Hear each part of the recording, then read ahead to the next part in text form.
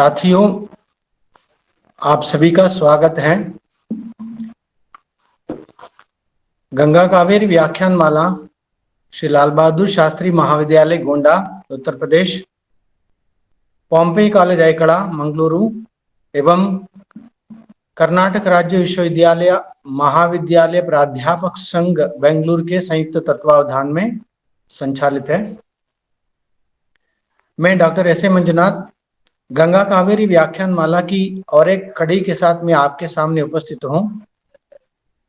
यह 95वां कड़ी जो व्याख्यान है, इस व्याख्यान में हमारे साथ मुख्य वक्ता के रूप में जुड़े हुए हैं डॉक्टर विवेक मणि त्रिपाठी, जो असिस्टेंट प्रोफेसर दक्षिण एशियाई भाषा एवं संस्कृति विभाग क्वांगतुंग विश्वविद्यालय चीन में अभी जो हमारे साथ जुड़े हुए चीन से। मैं प्रथमतः सभी का स्वागत करता हूं और इसके साथ हमारे जो आज के मुख्य वक्ता जो है विवेक मणि त्रिपाठी जी का मैं स्वागत करता हूं। त्रिपाठी जी, आपका स्वागत है। और इसके साथ आज इस व्याख्यान माला में जितने भी साथी हमारे साथ जुड़े हुए हैं, हिंदी प्राध्यापक बंधु, शोधार्थी मित्र और हिंदी छात्र, और उसके साथ जो हिंदी अभिमानी जितने भी जो हमारे साथ इस आभासी मंच पर जुड़े हुए हैं, मैं इन सभी का स्वागत करता हूं। और इसके साथ आगे बढ़ते हुए मैं जिसकी हम दोनों मिलकर के यह कार्यक्रम जो चलाते हैं, जिसकी श्री लाल बहादुर शास्त्री महाविद्यालय गोंडा वहाँ के एसोसिएट प्रोफेसर जो अभी प्रोफेसर बनने जा रहे हैं, मतलब अभी आधा काम पूरा हुआ है और आधा काम बाकी है और प्रोफेसर बनने जा रहे हैं। मैं उनको क्या है बधाई देता हूं और हम दोनों इस कार्यक्रम का संचालन करते हैं।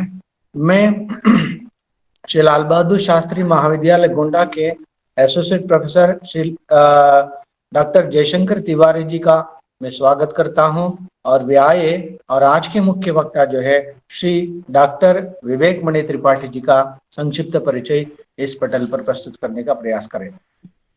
तिवारी जी। धन्यवाद मित्र डॉक्टर एस ए मंजुनाथ जी। गंगा कावेरी व्याख्यान माला के 95वें व्याख्यान में आप सभी सुधीजनों का स्वागत है। मैं सभी अग्रजों को प्रणाम करता हूं और सभी अनुजों को आशीर्वाद समस्त के प्रति अभिवादन। गंगा कावेरी व्याख्यान माला का ये जो आज का व्याख्यान है, आप सभी लोगों को मालूम है कि चीन से हमारे साथ जुड़े हुए हैं आदरणीय विवेक मणि त्रिपाठी जी, और उनका परिचय देने के लिए मुझे कहा गया है। सर्वप्रथम मैं आपका हृदय से स्वागत करता हूं। डॉक्टर विवेक मणि त्रिपाठी जी, बिहार के पश्चिमी चंपारण में आपका जन्म हुआ है और वर्ष 2015 से चीन के क्वांगतुंग विदेशी भाषा विश्वविद्यालय में सहायक प्रोफेसर हिंदी के पद पर कार्यरत हैं। इसके पहले आप गुजरात में केंद्रीय विश्वविद्यालय गांधीनगर और मगध विश्वविद्यालय बिहार में चीनी भाषा एवं साहित्य के 4 वर्षों तक व्याख्याता के रूप में कार्य कर चुके हैं। 7 वर्ष हुआ आप चीन में हैं। आपका अध्ययन काशी हिंदू विश्वविद्यालय वाराणसी से चीनी साहित्य में स्नातक और स्नातकोत्तर की उपाधि आपने प्राप्त की है। उसके बाद चीन के शनयांग शिक्षण विश्वविद्यालय से भाषा विज्ञान एवं प्रायोगिक भाषा विज्ञान में पीजी, और वहीं के चीन के क्वांगतुंग विदेशी भाषा विश्वविद्यालय से हिंदी उपन्यास मैला आंचल और चीनी उपन्यास पायलुका मैदान के तुलनात्मक अध्ययन पर आपने पीएचडी शोध उपाधि प्राप्त की।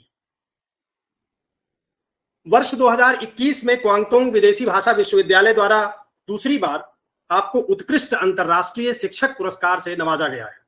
ये बहुत प्रसन्नता का विषय है।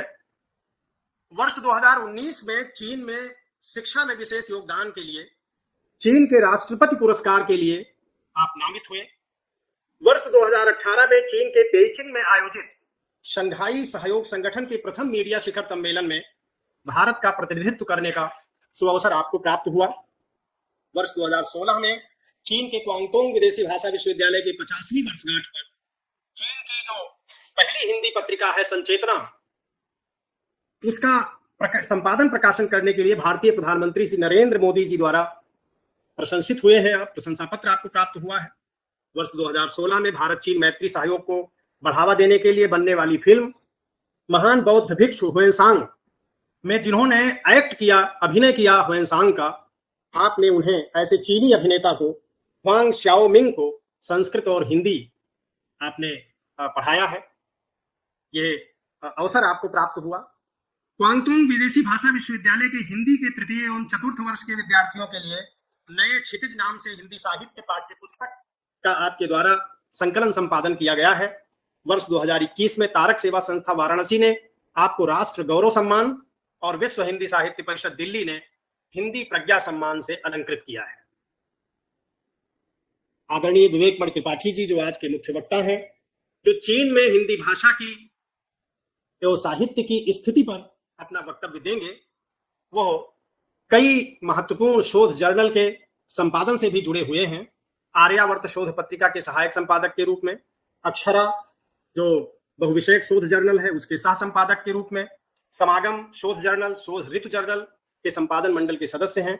हॉरिजन बहुविषयक शोध जर्नल में हिंदी शोध पत्रों के लिए आप समीक्षक के रूप में जुड़े हुए हैं। वैश्विक संस्कृत मंच के अंतरराष्ट्रीय संयोजक हैं आप। अनंत शोध सृजन शोध पत्रिका से अंतरराष्ट्रीय सलाहकार के रूप में जुड़े हुए हैं। और आपकी रुचियां भारत चीन संबंधों को लेकर, उसके सांस्कृतिक आदान प्रदान, चीन में हिंदी शिक्षण आदि पर विशेष रूप से हैं। आपका विशेष अध्ययन है। हिंदू धर्म में पर्यावरण सुरक्षा, भारत चीन संबंध में योग का योगदान, मैला आंचल में स्त्री विमर्श, भारत चीन के मध्य 2000 वर्ष के सांस्कृतिक आदान प्रदान का इतिहास, इस पर आपका आधिकारिक कार्य है। तो मैं ऐसे विद्वान वक्ता का, डॉक्टर विवेक मणि त्रिपाठी जी का गंगा कावेरी व्याख्यानमाला के इस मंच पर स्वागत करता हूं और माइक अपने मित्र डॉक्टर एस ए मंजुनाथ जी को अंतरित करता हूं। धन्यवाद। धन्यवाद तिवारी जी। बहुत ही संक्षिप्त रूप से आपने आज के मुख्य वक्ता जो है उनका परिचय आपने प्रस्तुत किया है। हमें बहुत ही खुशी का विषय है जो कि चीन में हिंदी का परचम लहरा रहे हैं। हिंदी के साथ साथ भारत के जो प्रतिनिधित्व के रूप में वो वहाँ पर काम कर रहे हैं, प्रतिनिधि बनकर भारतीय जो संस्कृति और साहित्य जो है इसके प्रतिनिधि बनकर आप काम कर रहे हैं। बहुत ही हमें जिसके हर्ष का विषय है। तो आज जो आपका व्याख्यान है, इस व्याख्यान का विषय है चीन में हिंदी भाषा और साहित्य की स्थिति। तो मित्रों, आप सभी जानते हैं डॉक्टर विवेक मणि त्रिपाठी जी जो असिस्टेंट प्रोफेसर दक्षिण एशियाई भाषा एवं संस्कृति विभाग क्वांगतुंग विश्वविद्यालय चीन से हमारे साथ जुड़े हुए हैं। जुड़ करके चीन में हिंदी भाषा और साहित्य की स्थिति इस विषय पर हमारा ध्यान आकृष्ट करेंगे और अपना विचार व्यक्त करेंगे। और मैं और समय व्यर्थ किए बिना आदरणीय विवेक मणि त्रिपाठी जी का स्वागत करता हूं। आपका स्वागत है। बहुत बहुत आभार सर। आदरणीय doctor S A Manjunath ji, doctor Jayshankar Tiwari ji, doctor Shailendra Nath Mishra ji एवं समस्त हिंदी सेवीजन, आप सभी का बहुत बहुत आभार। आयोजक महोदय, आप दोनों का विशेष आभार। आप लोगों के समक्ष मैं अभी हिंदी के क्षेत्र में सहसा अवस्था में हूँ, लेकिन आपने मुझे यह अवसर दिया, आपने दोनों के समक्ष मैं अपनी बात रखूं। अभी चीन में जो हिंदी की स्थिति है, एक तरह से कहें तो बहुत ही संतोषजनक है। अभी चीन में के 17 विश्वविद्यालयों में हिंदी भाषा की पढ़ाई हो रही है और लगभग 15 विश्वविद्यालयों में हिंदी भारत अध्ययन केंद्र हैं, जहां पर हिंदी भाषा तो नहीं है लेकिन चीनी भाषा के माध्यम से भारतीय सभ्यता संस्कृति पर शोध कार्य होते हैं। इसके अलावा लगभग 100 से अधिक विश्वविद्यालयों में बौद्ध अध्ययन केंद्र हैं जो परोक्ष और अपरोक्ष रूप से भारत से जुड़ा हुआ है, जहां पर शोध चीनी भाषा में ही होते हैं। और 2003 तक चीन में हिंदी जो पाठ्यक्रम वाले विश्वविद्यालय थे वे मात्र 3 थे और इन 20 वर्षों में 19-20 वर्षों में 14 नए विश्वविद्यालयों में हिंदी भाषा का पाठ्यक्रम शुरू हुआ है। तो इसका कारण क्या है? तो इसमें कोई आश्चर्य की बात नहीं है। आश्चर्य की बात इसलिए नहीं है क्योंकि चीनी लोग जो हैं वो प्राचीन काल से ही भारत से बहुत ही प्रभावित रहे हैं, भारतीय संस्कृति से बहुत प्रभावित रहे हैं। इसके लिए हमें 2000 वर्ष पहले जाना होगा। वैसे जो भारत चीन संबंध है वह ईसा पूर्व 3री शताब्दी में ही शुरू हो गया था। जो हमारे यहाँ प्राचीन भारतीय ग्रंथ है, मनुस्मृति है, उसमें चीन पट्ट का शब्द का प्रयोग है। चीन पट्ट रेशम के लिए प्रयोग होता था। चीन राजपुत्र शब्द का प्रयोग है जो नाशपाती के लिए प्रयोग होता है। महाभारत में भी चीनी घोड़े और चीनी सैनिक का प्रयोग हुआ है। तो कुमार संभवम में भी चीनी रेशम वस्त्र का प्रयोग हुआ है। तो ईसा पूर्व पहले से ही भारत एवं चीन के बीच संपर्क शुरू हो गया था। लेकिन जो प्रमाणिक माना जाता है वह माना जाता है ईसा पहली शताब्दी में। पहली शताब्दी में जो चीन के सम्राट थे उन्होंने एक स्वप्न देखा और उन्होंने स्वप्न में एक स्वर्ण पुरुष को देखा। तो उन्होंने अपने मंत्रियों से कहा कि स्वर्ण पुरुष कौन है। तो उनके मंत्रियों ने कहा कि ये भगवान बुद्ध हैं।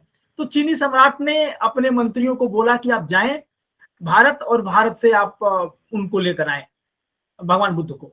तो चीनी दूत भारत आते हैं। यहाँ उन्हें मार्ग में 2 ऋषि मिलते हैं, कश्यप मातंग और धर्मरक्ष। तो इन दोनों के लेकर वे भारत से चीन जाते हैं और ये दोनों वहां सफेद अश्व से, श्वेत अश्व पे सवार होकर चीन गए थे। इसलिए चीनी सम्राट ने उनके रहने के लिए एक मंदिर का निर्माण कराया और उस मंदिर का नाम रखा श्वेत अश्व मंदिर। वो श्वेताश्व मंदिर अभी भी चीन में स्थित है, जहां पर रहकर इन दोनों ऋषियों ने भारतीय सूत्रों का, बौद्ध धर्म का, बौद्ध ग्रंथों का चीनी भाषा में अनुवाद किया और इस तरह से बौद्ध धर्म चीन में प्रवेश किया। लेकिन जो भारत के प्रति जो चीनी लोगों का जो सोच है, भारत के प्रति उनको बहुत बढ़िया सोच है।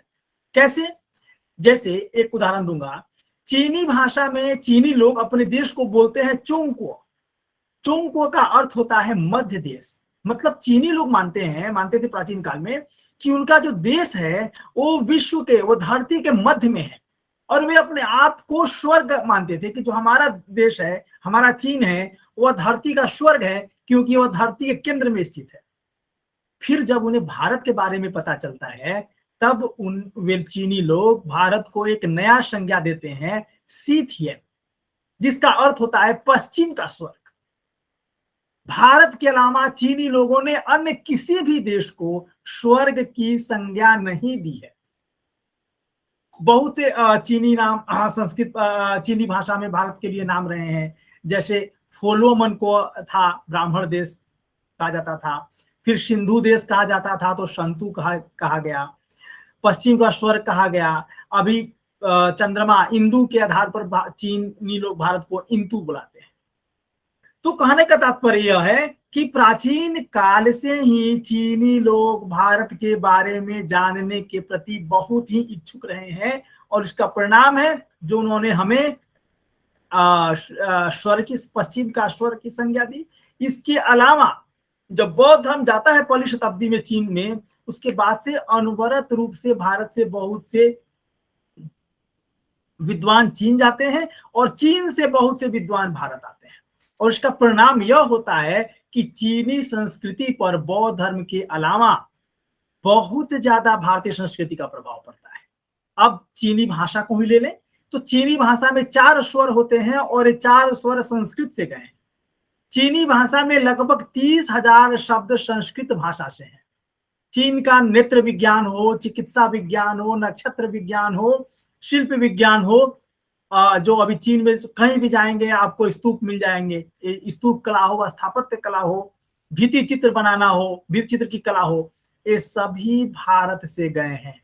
और इसी के आधार पर 20वीं शताब्दी में चीन के जो अमेरिका में राजदूत थे मिस्टर हुश, उन्होंने कहा था कि भारत ने चीनी सीमा पर एक भी सिपाही भेजे बिना 2000 वर्षों तक सांस्कृतिक रूप से राज किया।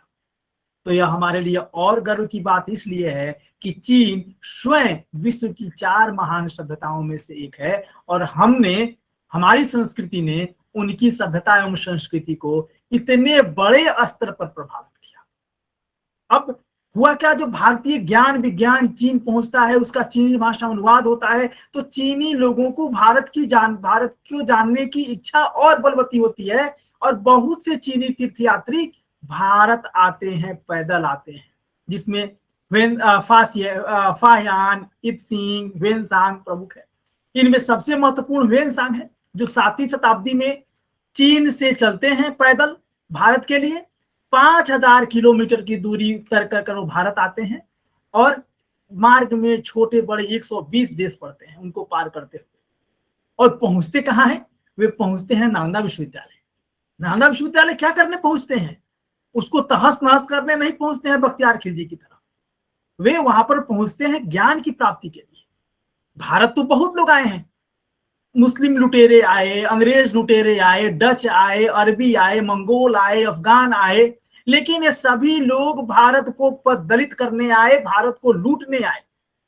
लेकिन चीनी यात्री चीन से चलते हैं पैदल भारत पहुंचते हैं, और यहां आकर वे पहुंचते हैं नालंदा विश्वविद्यालय, उसको तहस नहस नहीं करते हैं बख्तियार खिलजी की तरह, बल्कि वहां पर भारतीय सभ्यता एवं संस्कृति का अध्ययन करते हैं। और वापस जाते समय वेनसांग भारत से 627 सूत्रों को, बौद्ध सूत्रों को और संस्कृत सूत्रों को लेकर भारत से चीन जाते हैं, और वहां जाकर उनका चीनी भाषा में अनुवाद करते हैं।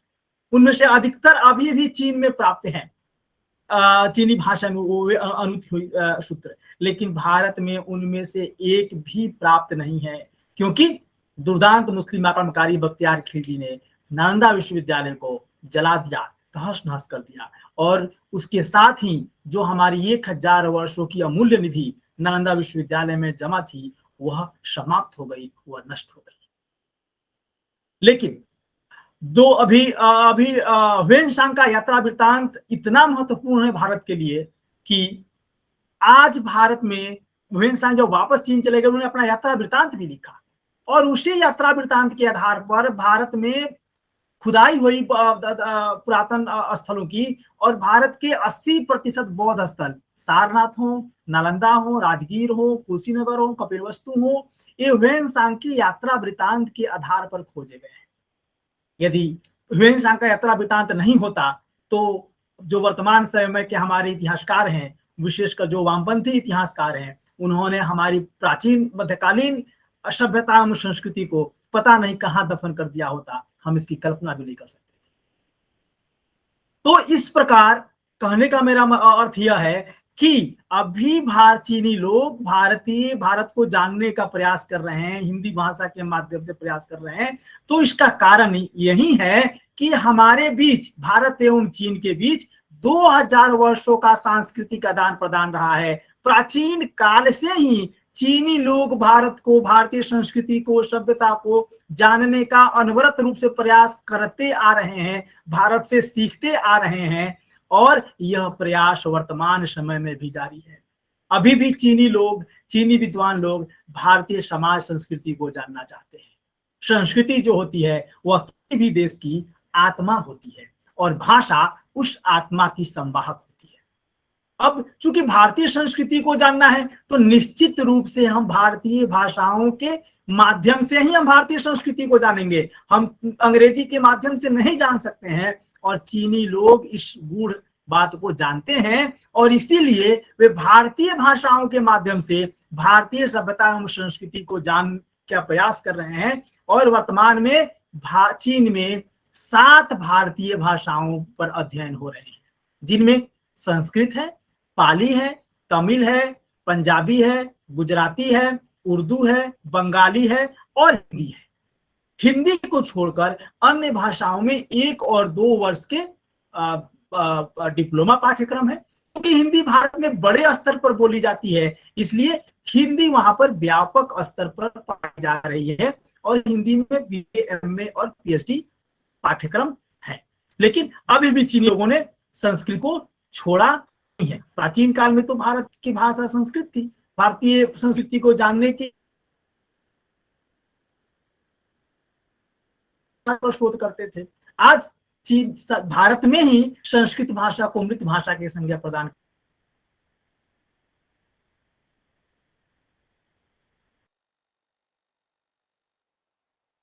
संस्कृत, पाली और तमिल, इन तीनों पाठ्यक्रम चीन के केवल एक विश्वविद्यालय पेचिंग विश्वविद्यालय में है, और वो अभी 1 और 2 वर्ष का डिप्लोमा पाएगा। अभी वर्तमान में चीन लोग भारतीय सभ्यता एवं संस्कृति आज को जानने का प्रयास कर रहे हैं, और वो उसका माध्यम, सशक्त माध्यम क्या है? हिंदी है। अब एक नजर हम डालते हैं वर्तमान समय में, 20वीं शताब्दी में जो हिंदी भाषा की जो शुरुआत हुई, यदि हम तो हम हिंदी को, चीन में जो हिंदी का विकास है उसको हम लोग 5 भाग में, चीन में हिंदी भाषा लगभग 8 दशक हो चुके हैं, जिसमें सबसे चीन के यूनान प्रांत में राष्ट्रीय पूर्वी भाषा विद्यालय में हिंदी शिक्षा प्रारंभ हुआ। लेकिन उस समय जो चीन में तो क्या था, जापान, जिसको देखते हुए हिंदी विभाग को कर दिया गया, और 1946 में वो स्थापित हो गया, और 1949 में जब चीनी जनगणना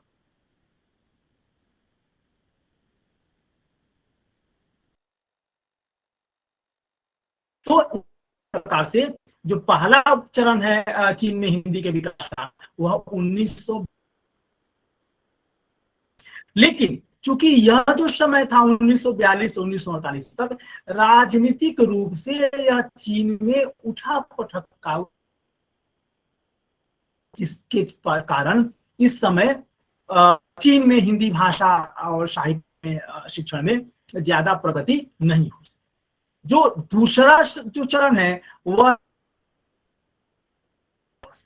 इस समय क्या हुआ था, 1949 में नए चीन की स्थापना हुई थी, 47 में स्वतंत्र भारत की स्थापना हो गए थे, और हिंदी चीनी भाई भाई भी चल रहा था, तो जिसके कारण राजनीतिक संबंध भी ठीक था, और जिसके कारण चीन में जो हिंदी शिक्षण में बहुत ज्यादा प्रगति हुई।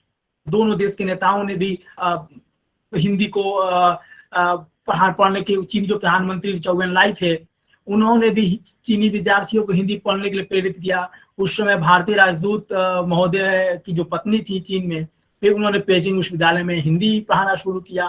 तो इसके कारण क्या हुआ कि उस समय 49 से 68 तक चीन में हिंदी के क्षेत्र में, हिंदी शिक्षण के क्षेत्र में पर्याप्त प्रगति हुई। लेकिन 1962 में भारतीय चीन युद्ध ने इस विकास यात्रा पर विराम लगा दिया। उसके बाद जो तीसरा काल है वह है 66 से 76।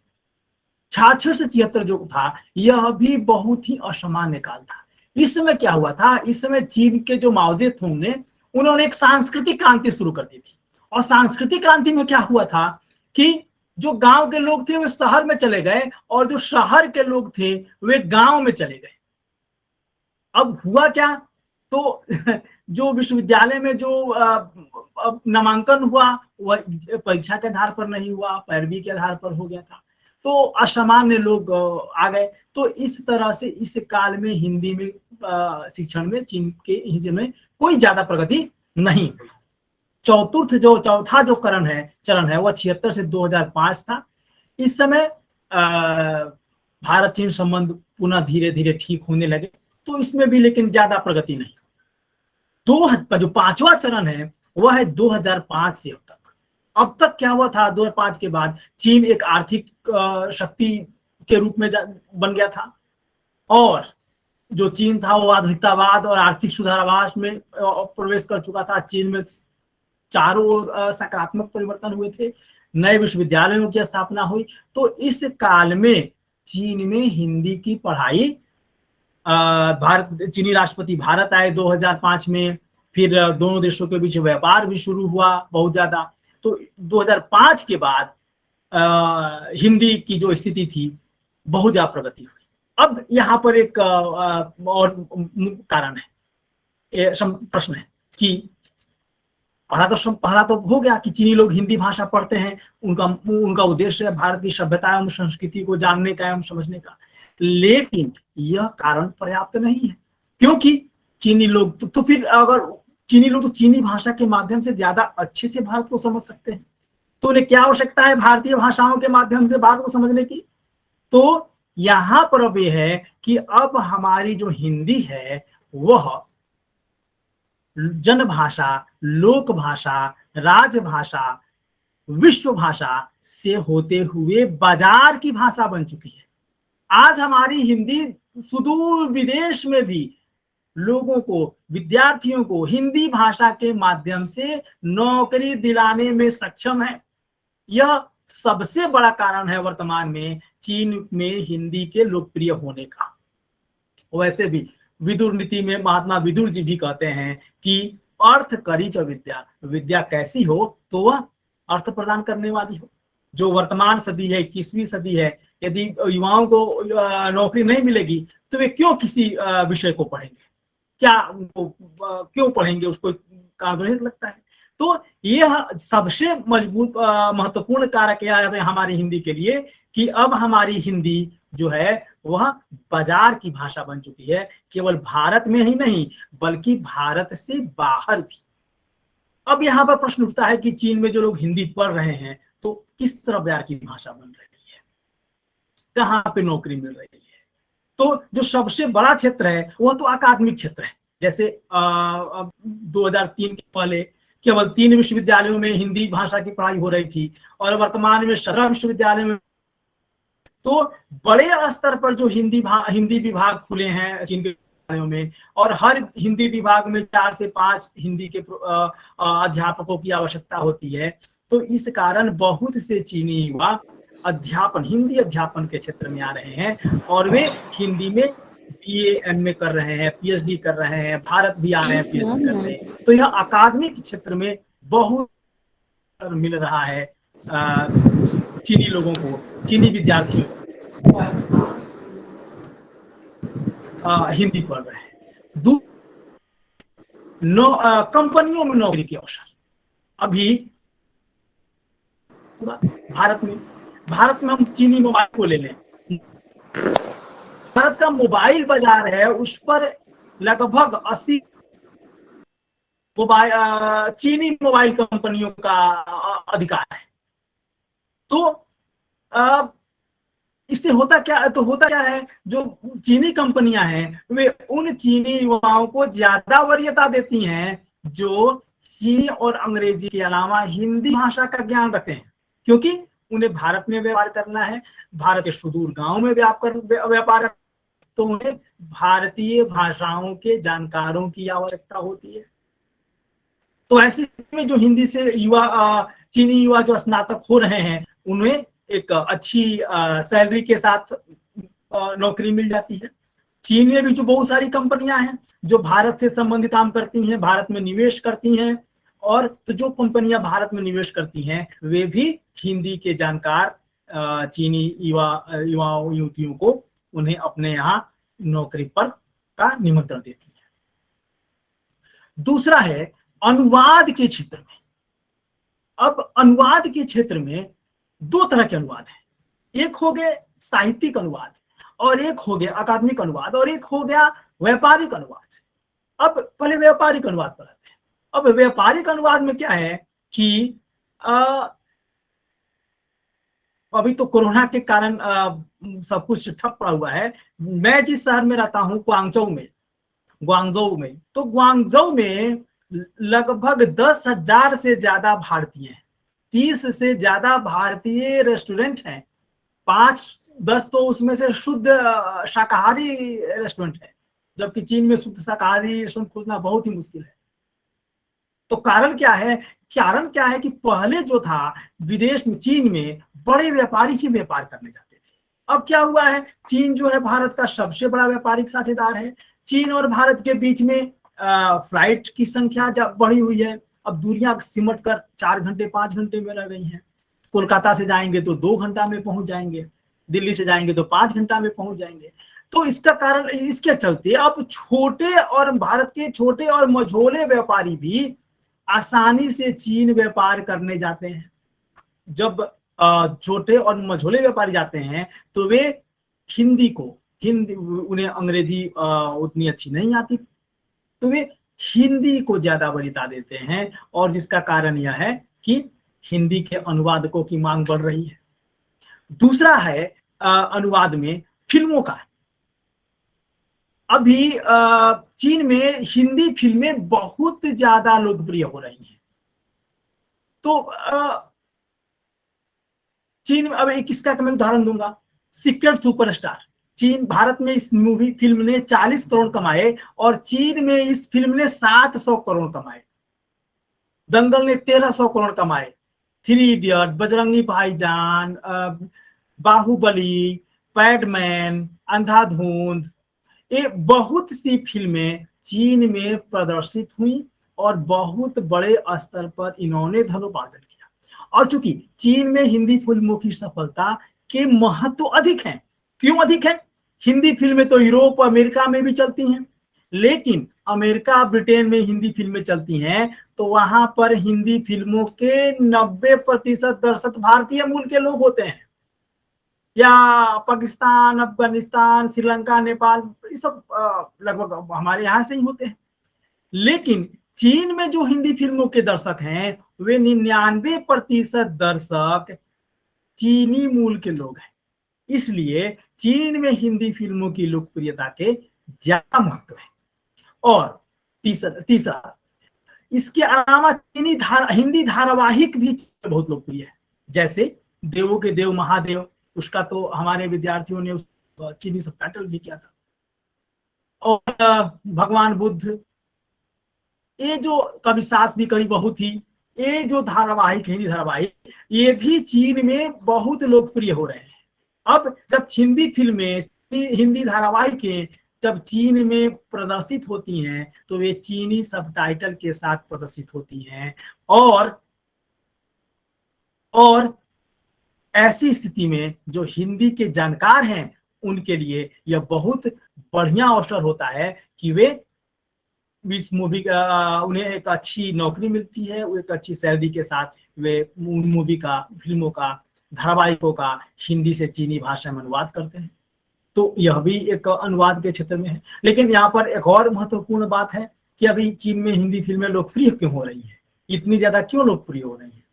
तो इसका भी कारण है। इसका कारण में बहुत ज्यादा समानताएं हैं। हमारा जो भारत हिंदू समाज है का और जो चीन का समाज है, ले लेते हैं पितृपक्ष हमारे यहाँ है, चीन में भी पितृपक्ष है, वे पूर्वजों को बहुत महत्व देते हैं। दूसरा, चीन में एक कहावत है कि 4 पीढ़ी के लोग नीचे रहे। हमारी भारतीय जो समाज था वह भी तो संयुक्त परिवार के लिए ही प्रसिद्ध था। वर्तमान समय में तो संयुक्त परिवार अब गांव तक सिमट कर रह गए हैं। उसके अलावा भारत में क्या था? भारत में जो महिलाओं की स्थिति थी प्राचीन काल में बहुत बढ़िया थी। उन्हें यत्र नार्यस्तु पूज्यन्ते रमन्ते तत्र देवता। लेकिन फिर बाद में जब मुसलमानी शासन भारत में हुआ, अंग्रेजी शासन भारत में हुआ, तो महिलाओं की स्थिति दयनीय होती गई। वर्तमान में भारत आजाद हुआ और महिलाओं की स्थिति प्रगति की ओर है। चीन में भी ऐसा था। चीन में भी प्राचीन काल में चीन में महिलाओं को शिक्षा का अधिकार नहीं था, केवल उन्हें बच्चा पैदा करने का मन। और चीन में छोटे पैर शुभ माने। चीनी बच्चियों को, लड़कियों को जब वे 6-7 साल की होती थी तभी उन्हें लोहे का जूता पहना दिया जाता था, जिसके कारण उनके पैर मुड़ जाते थे। कितना अमानवीय। तो इस तरह से जो चीन में महिलाओं की स्थिति भारत में महिलाओं की समान थी, जो हमारी पारिवारिक मूल्य हैं, जो हमारे नैतिक मूल्य हैं, वे भी बहुत तरह से समान है। अब जो वर्तमान में हम भारत में हिंदी फिल्में बन रही हैं उनमें यही तो दिखाया जाए भारत में महिलाओं की स्थिति क्या है, हमारा भारतीय समाज किन है, हमारे भारत में जो साधारण लोग, आम लोग हैं, उन्हें क्या क्या किन किन समस्याओं का सामना करना पड़ रहा है। तो ये जब फिल्में चीन में पहुंचती हैं, और चीन में क्या है, चीन का जो ये विकास है वह यह मात्र 40 साल का विकास है, 30 साल का विकास है। 30 साल के पहले चीन इतना विकसित नहीं था। तो अभी जो विकास तो चीनी लोगों ने स्वयं से विकास किया हुआ है। वे भी तो आते अभी चीनी में जो लोग शहर में लोग हैं जो 50 प्लस हैं, उन्होंने दोनों देखा हुआ है। जो प्राचीन चीन को जब इतना विकसित नहीं था, जब इतना विकसित अभी है, तो उन्हें वे लोग जब भारत के फिल्मों को देखते हैं, भारत फिल्म देखते हैं, तो उन्हें लगता है कि यह तो हमारे समाज की कहानी है। और वर्तमान समय में चीन में बहुत से कारणों से ऐसी सामाजिक फिल्में या अब सरकार की शिकायत वाली फिल्में नहीं बन पाती हैं, लेकिन भारत में बन जाती हैं। तो वो फिल्में जब चीन में प्रदर्शित होती हैं तो चीनी लोगों को लगता है ये तो हमारी ही कहानी है, और इसका परिणाम यह होता है कि चीन में हिंदी फिल्में बहुत बड़े स्तर पर प्रदर्शित हो रही है। और हिंदी फिल्मों के बारे में एक और अच्छी बात यह है कि एक उदाहरण दूंगा। डोकलाम विवाद हुआ था कुछ साल पहले भारत चीन के मध्य, लगभग 2 महीना से ज्यादा डोकलाम विवाद चला। लेकिन डोकलाम विवाद के समय में भी उस वर्ष भी चीन में 12 हिंदी फिल्में प्रदर्शित हुई थी, जबकि हमारा भारत पाकिस्तान सीमा विवाद के कारण भारतीय फिल्में चीन में प्रदर्शित नहीं होती है। तो ये व्यवस्था के कारण जो बहुत से अवसर प्राप्त हो रहे हैं चीनी विद्यार्थियों को, तो इसके कारण चीनी विद्यार्थियों में हिंदी पढ़ने की रुचि बढ़ती जा रही है। अब आते हैं साहित्यिक अनुवाद। 2016 में चीन के बीच एक साझा अनुवाद कार्यक्रम की शुरुआत हुई, जिसमें भारत सरकार चीन के 25 उपन्यासों का हिंदी भाषा में अनुवाद करेगी, जिसमें एक उपन्यास का अनुवाद मैंने किया है चीनी से हिंदी भाषा में। और भारत की 25 प्रतिनिधि उपन्यास, जिसमें हिंदी उपन्यास, अंग्रेजी उपन्यास, तमिल उपन्यास, तेलुगु उपन्यास शामिल हैं, उनका हिंदी से चीनी में अनुवाद किया जाएगा। उद्देश्य क्या है? उद्देश्य यह है कि भारत एवं चीन की वैसी जनता जो एक दूसरे की भाषा समझने में, बोलने में सक्षम नहीं है, वे इस अनुवाद कार्यक्रम के माध्यम से एक दूसरे की सभ्यता एवं संस्कृति को समझ सके। तो ये तो हो गया 2016 के बाद। उसके पहले क्या स्थिति थी साहित्य की? तो उसके पहले भी चीन में हिंदी साहित्य की स्थिति बहुत ही अच्छी थी। अभी वाल्मीकि रामायण, पंचतंत्र, महाभारत, मैला आंचल, सेवा सदन, निर्मला, इन ग्रंथों का हिंदी से चीनी भाषा में अनुवाद हो चुका है। और जिन्होंने, एक है प्रोफेसर ची सियनलिन, जो संस्कृत के सबसे बड़े प्रोफेसर थे चीन में, और उन्होंने वाल्मीकि रामायण का चीनी भाषा में अनुवाद किया था। साथ ही साथ पंचतंत्र का भी उन्होंने अनुवाद किया था। तो उन्होंने, और चूंकि वाल्मीकि रामायण पद्य रूप में है, तो उन्होंने उसका चीनी अनुवाद भी पद्य रूप में ही किया था। और इसके लिए उनको भारत सरकार ने पद्म भूषण सम्मान से सम्मानित किया। और वे एकमात्र चीनी विद्वान हैं जिन्हें भारत सरकार ने पद्म भूषण से सम्मानित किया है वाल्मीकि रामायण के चीनी अनुवाद के लिए। और जब उनको यह पुरस्कार दिया गया, उस समय वे अस्पताल में थे, भारत आने में समर्थ नहीं थे। 2009 में तब तत्कालीन भारतीय वित्त मंत्री श्री स्वर्गीय प्रणब मुखर्जी जी भारत से चीन जाते हैं और अस्पताल में प्रोफेसर ची सियनलिन जी को पद्म भूषण से सम्मानित करते हैं। और उनके सम्मानित होने के 6 माह बाद ही उनका स्वर्गवास हो जाता है। इसके अलावा अभी एक चीन में है प्रोफेसर ची सियनलिन। उन्होंने लगभग 50 से अधिक ग्रंथों को लिखा है, 10 से ज्यादा हिंदी ग्रंथों का चीनी भाषा में अनुवाद किया है। उनको 2016 का भारत विद्य पुरस्कार दिया गया, सर्वश्रेष्ठ भारत विद्य पुरस्कार। भारत सरकार प्रत्येक वर्ष एक विदेशी विद्वान को देती है जिन्होंने भारत अध्ययन के क्षेत्र में काम किया होता है। तो इसके अलावा एक और है प्रोफेसर ची सियनलिन, जिन्होंने सूरसागर का चीनी भाषा में अनुवाद किया है, जिन्होंने हिंदी चीनी शब्दकोश का निर्माण किया है। उन्हें भी आनंद स्वामी फेलोशिप मिला है, सत्यनारायण मोटी पुरस्कार मिला है। उन्हें बहुत से पुरस्कारों से सम्मानित किया गया है। और उन्होंने हिंदी के क्षेत्र में बहुत ज्यादा काम किए हैं।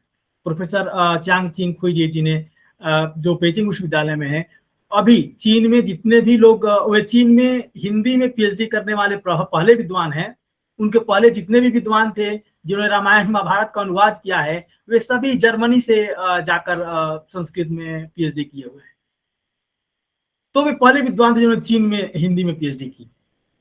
और वर्तमान में अभी चीन में जितने जहां भी हिंदी भाषा की पढ़ाई हो रही है, उनमें ये या तो उनके विद्यार्थी पढ़ा रहे हैं हिंदी या उनके विद्यार्थी के विद्यार्थी। है कि वर्तमान समय में जो चीन में साहित्यिक अनुवाद है, प्राचीन काल में भी था और वर्तमान समय प्राचीन काल में क्या था, प्राचीन काल करने का मतलब है कि 19वीं शताब्दी में तो पहले शिक्षक लोग या विद्वान लोग अपने स्तर पर करते थे। अब क्या है, अब अनुवाद के क्षेत्र में सरकारी स्तर पर अनुवाद हो रहे हैं दोनों देशों के, उसके अलावा विश्वविद्यालय स्तर पर भी अनुवाद हो रहे हैं। यदि मुझे किसी विषय पुस्तक का अनुवाद करना है तो विश्वविद्यालय भी फंडिंग देती है, तो जिसके कारण इन अनुवाद कार्यों में अच्छे पैसे मिलते हैं। तो इस कारण भी बहुत से विद्यार्थी, चीनी विद्यार्थी, वे बीए करने के बाद रुक नहीं रहे हैं, बल्कि एमए कर रहे हैं, पीएचडी कर रहे हैं और इस अनुवाद कार्यक्रमों के माध्यम से भारत चीन संस्कृति को समृद्ध भी कर रहे हैं और अच्छे धन भी कमा रहे हैं।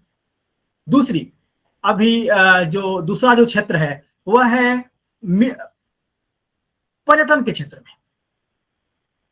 भारतीय पर्यटन चीन में बहुत लोकप्रिय है। अभी बहुत से प्रत्येक तो कोरोना के कारण सब कुछ स्थगित है, नहीं तो भारत में हर साल बहुत से चीनी यात्री बौद्ध स्थल घूमने आते हैं, कुछ यूनेस्को के धर्म स्थल भारत में घूमने आते हैं।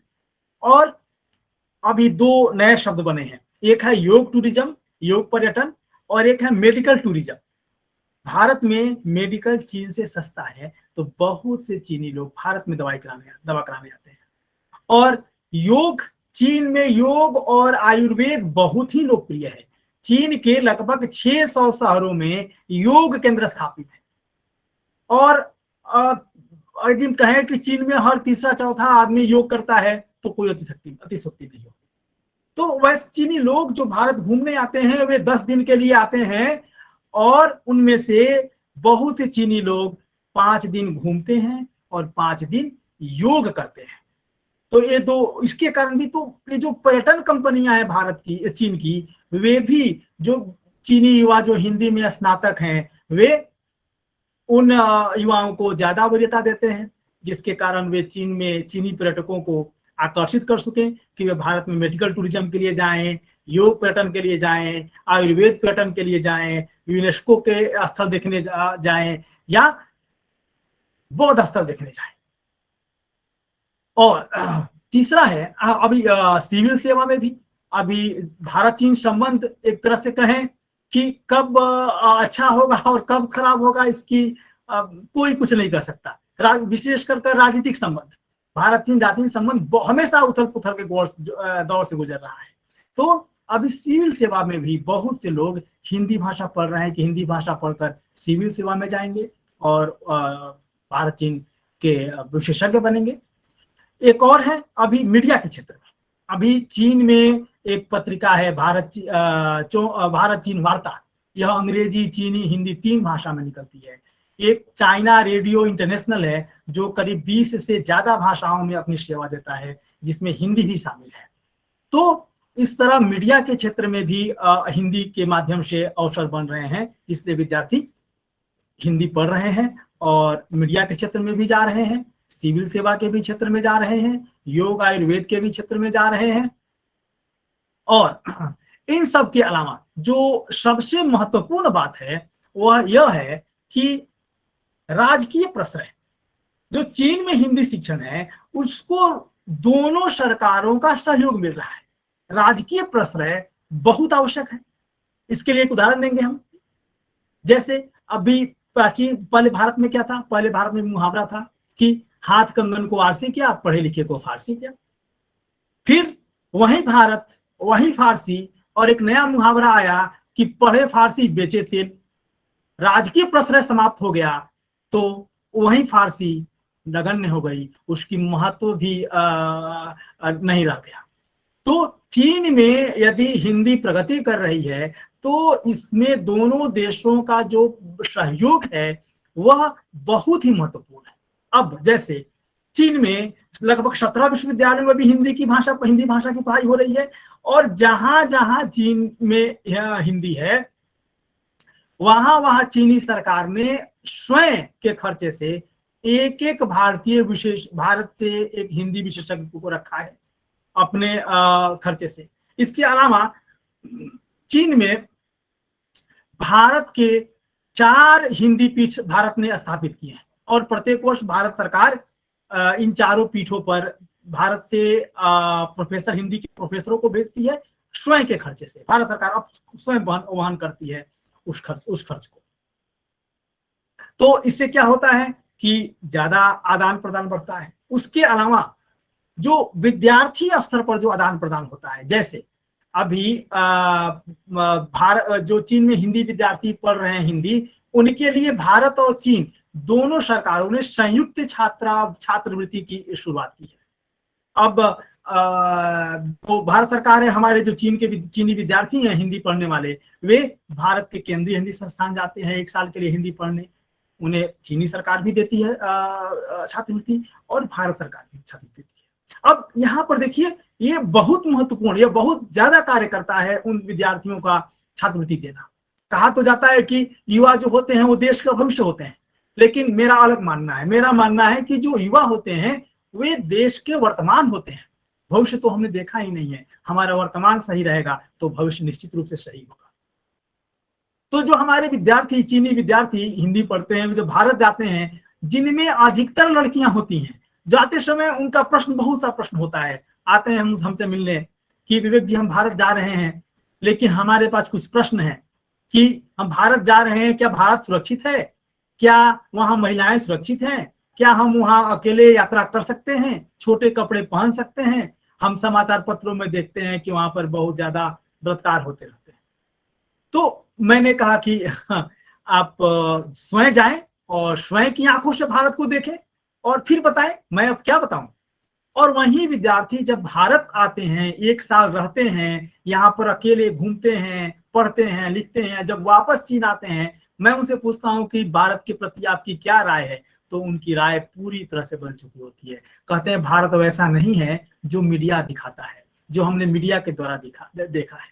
और दोनों देशों की मीडिया, चाहे भारत की मीडिया हो या चीन की मीडिया हो, दोनों देशों की मीडिया एक दूसरे के बारे में नकारात्मक खबरें ही ज्यादा दिखाती हैं।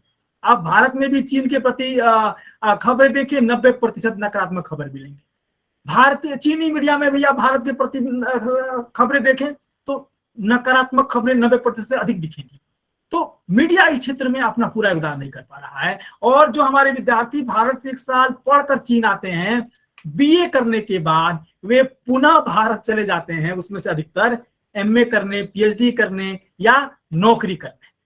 तो ये जो है एक तरह से जो सांस्कृतिक संबंध को हिंदी के द्वारा मजबूत किया जा रहा है, ये बहुत बढ़िया है। अब जो भी हर साल 100 विद्यार्थी चीन से हिंदी पढ़ने आते हैं, वे 100 लोग कम से कम अपने परिवार में 500 लोगों को कहेंगे, अपने 500 मित्रों को बताएंगे कि मीडिया के द्वारा दिखाया गया भारत और हमने जो देखा है भारत वो बिल्कुल अलग है। तो एक तरह से ये हिंदी के विद्यार्थी जो चीन में हिंदी पढ़ रहे हैं, वे भारत और चीन के बीच में एक सांस्कृतिक सेतु के रूप में कार्य कर रहे हैं। अब जो हमारे विश्वविद्यालय में जो हमारे विद्यार्थी हिंदी पढ़ते हैं, तो वे केवल हिंदी पढ़ते ही नहीं है बल्कि हिंदी जीते हैं। जो हमारे यहाँ मुख्य पाठ्यक्रम है हिंदी भाषा एवं साहित्य का, तो हम लोग प्रथम वर्ष में उन्हें हिंदी पढ़ना, हिंदी लिखना, हिंदी बोलना सिखाते हैं। दूसरे साल से हम लोग फिर उनको हिंदी लिखना, बोलना, सुनना सिखाने के अलावा हम उन्हें भारत चीन सांस्कृतिक संबंध का इतिहास पढ़ाते हैं, भारतीय साहित्य का इतिहास पढ़ाते हैं, हिंदी साहित्य का इतिहास पढ़ाते हैं, हिंदी साहित्य पढ़ाते हैं, हिंदी चीनी, चीनी हिंदी अनुवाद पढ़ाते हैं। इसके अलावा व्यावसायिक हिंदी पढ़ाते हैं। अब देखिए हमारे यहाँ जो एक व्यावसायिक हिंदी हम विद्यार्थियों को पढ़ाते हैं, तो एक यह विशेष रूप से हमने अपने विद्यार्थियों के तैयार किया हुआ है, क्योंकि जो हमारा गुआंगझो शहर है वो व्यवसाय का केंद्र है। बहुत से हिंदी भारत के व्यापारी गुआंगझो आते हैं। तो हम लोग विद्यार्थियों को इस कक्षा में यह पढ़ाते हैं कि यदि आप भारत के व्यवसायियों से मिलते हैं तो कैसे बात करना है, कैसे क्या बात करना है, या यदि कोई चीनी कंपनी भारत में निवेश करना चाहती है तो उसके लिए क्या क्या प्रक्रिया है, इसमें हम लोग सिखाते हैं। इसके अलावा हमारे विश्वविद्यालय में एक नया हिंदी हिंदी अनुवाद तो लगभग सब जगह अनुवाद, लेकिन सब जगह लिखित अनुवाद पर ध्यान दिया जाता है। और हमारे विश्वविद्यालय में एक हम लोगों ने नया शुरू किया है मौखिकी अनुवाद, कि अब लिखित अनुवाद में के लिए तो हमारे पास समय होता है, लैपटॉप रहता है, मोबाइल रहता है और पूरा समय रहता है। लेकिन जो मौखिकी अनुवाद है उसमें उसके लिए हमारे पास न पर्याप्त समय होता है, ना हम शब्दकोश देख सकते हैं। तो वैसी स्थिति में हम कैसे अनुवाद करें, तो इस पर भी हम लोग ध्यान देते हैं।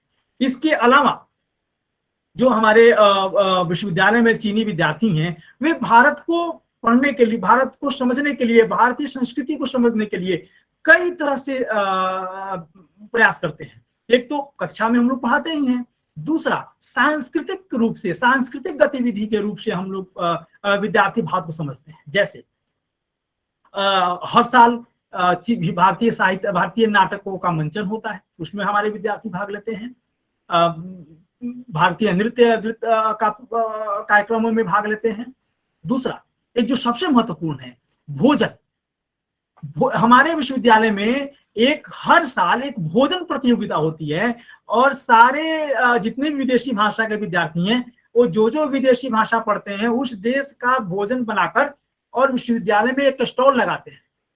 कहा जाता है कि भोजन के माध्यम, यदि हम भारतीय लोगों को जानना है कि किताब के माध्यम से नहीं जानेंगे, हम भोजन के माध्यम से भी जानेंगे। भारतीय लोग क्या खाते हैं, इसके माध्यम से हम जान सकते हैं कि उनका व्यवहार कैसा होता है। हम भारतीय लोग कहते हैं कि हम अहिंसा के पुजारी हैं, तो हम अहिंसा केवल हमारी बातों में नहीं झलकता है, यह हमारे भोजन में भी झलकता है, यह हमारे व्यवहार में भी झलकता है। सबसे ज्यादा शाकाहारी लोग भारत में होते हैं। तो भोजन के माध्यम से जो भारतीय चीनी विद्यार्थी स्वयं भारतीय भोजन बनाते हैं, उसको स्टॉल लगाते हैं और भोजन के माध्यम से भारत को जानते और समझने का प्रयास करते हैं। इसके अलावा 2 साल हमारे यहाँ बीए 4 साल का होता है और एमए 3 साल का होता है। तो 2 साल विद्यार्थी हमारे यहाँ हिंदी पढ़ते हैं और तृतीय वर्ष में वे भारत जाते हैं, केंद्रीय हिंदी संस्थान अधिकतर जाते हैं, जहां पर 1 साल वे हिंदी पढ़ते हैं और पढ़ते कम है, भारतीय संस्कृति को जीते जाता है। यात्रा करते हैं, यात्रा के माध्यमों से, भारतीय लोगों के मिलने के माध्यमों से। लेकिन यहाँ पर जो विद्यार्थी हैं उनकी एक बहुत महत्वपूर्ण और शिकायत रहती है। वो बोलते हैं कि विवेक जी, हम भारत में जाते हैं, हम तो हिंदी पढ़ते हैं, लेकिन जैसे हम किसी से मार्ग में कुछ रास्ता पूछते हैं या कुछ पूछते हैं तो हमें देखते ही भारतीय लोग अंग्रेजी में शुरू हो जाते हैं। हिंदी में ना कोई बोलता है, ना कोई, हम बोलते हुए तो भी नहीं उत्तर देता है। वो देखते ही हमें अंग्रेजी में सूरत है, तो हम लोग हिंदी क्यों पढ़े जब अंग्रेजी में कार्य हो ही रहे हैं। तो और अभी हम विश्वविद्यालय में हम अपने यहाँ बुलाते हैं पहुंचने के समय पर भारतीय विद्वानों को बोलने के लिए भारत पर, तो हमें कहना पड़ता है उन अतिथियों महोदयों से कि कृपया कर हमारे विद्यार्थियों से हिंदी में ही बात कीजिएगा, नहीं तो बहुत नकारात्मक आती है। बच्चे कहते हम क्यों पढ़े हिंदी, हम नहीं पढ़ेंगे, जब अंग्रेजी में काम चल रहा है तो हम अंग्रेजी पढ़ लेते हैं। तो यह एक नकारात्मक। और दूसरी जो नकारात्मक छवि है, अभी जैसे हम एक समाचार पत्र भी हमारे पाठ्यक्रम में है, हम एक समाचार पढ़ाते हैं। समाचार पत्र इसलिए पढ़ाते हैं कि जो साहित्य की भाषा है, समाचार पत्र की भाषा है, दोनों अलग भाषा है। तो हम लोग एक समाचार पत्र विद्यार्थी को पढ़ाते हैं कि समाचार पत्र में किन कैसी भाषाओं का प्रयोग किया जा रहा है। तो अभी जो है आधुनिक के नाम पर, प्रगति के नाम पर, ये जो हमारे समाचार पत्र हैं वे हिंदी के एक वाक्य में आधे से ज्यादा अंग्रेजी शब्दों को जानबूझकर ठूस रहे हैं, जो एक गलत परिपाटी है। अब विद्यार्थियों को समझने में परेशानी होती है, या अधिकतर बार तो जो समाचार सुनता हूं मैं उसका पुनः हिंदी करता हूं, तो इससे ये थोड़ी बहुत उन्हें खराब लगता है। लेकिन जब वे भारत आते हैं और भारत यहाँ की सभ्यता को देखते हैं, संस्कृति को देखते हैं, उन्हें बहुत अजीब लगता है कि भारत उतना विकास तो नहीं है चीन की तरह, लेकिन जो समाज है वो कितना सहिष्णु है, उन्हें रोड पर गाय मिल जाते हैं, बैल मिल जाते हैं, कोई उन्हें मार नहीं रहा है, तो उन्हें बहुत अच्छा लगता है कि मतलब प्रकृति और मानव के बीच का जो सामंजस्य है, जो एक सहिष्णु समाज है, वह कितना बढ़िया है। फिर भी हमारे भारत के कुछ लोग असहिष्णुता का रोना रोते हैं। तो इस तरह के माध्यमों से वे हिंदी को छोड़ते नहीं है, भारतीय संस्कृति नहीं है, और हिंदी के माध्यम से चीन में भारतीय संस्कृति का प्रचार प्रसार करते हैं। इसके अलावा जो हमारी चीन में जो दूतावास है, उनका सहयोग भी बहुत मिलता है। समय समय पर चीनी जो हमारा भारतीय दूतावास है, वे हमारे विश्वविद्यालय में आते हैं और कई कार्यक्रमों का आयोजन होता है। जैसे विश्व हिंदी दिवस के अवसर पर कार्यक्रम होता है, अहिंसा दिवस के अवसर पर, योग दिवस के अवसर पर नाटक प्रतियोगिता भी हमारी दूतावास चीन में कराती हैं, जिसमें चीन के सभी विश्वविद्यालयों के विद्यार्थी हिंदी पढ़ने वाले भाग लेते हैं और उन्हें छोटा मोटा पारितोषिक भी दिया जाता है। और समय समय पर जो हमारे दूतावास हैं, वे विद्यार्थियों को राजदूतावास में भी बुलाते हैं, जहाँ वे भारतीय भोजन भी करते हैं। तो कहने का बात यह है कि जो दोनों देशों का जो सहयोग मिल रहा है वह बहुत ही ज्यादा है जी। तो कहने का तात्पर्य है कि जो दोनों देशों के सरकारों का सहयोग है वह पूरी तरह से हिंदी विभाग को मिल रहा है। और अभी एक छोटा सा उदाहरण दूंगा। सुषमा स्वराज जी जब विदेश मंत्री थी तो वे शंघाई सहयोग संगठन में भाग लेने के लिए चीन गई थी। तो वे वहां पेचिंग विश्वविद्यालयों के में जो हिंदी विद्यार्थी पढ़ रहे थे उनसे मिली। तो उन विद्यार्थियों ने कहा कि हमारा सपना है कि भारत देखना।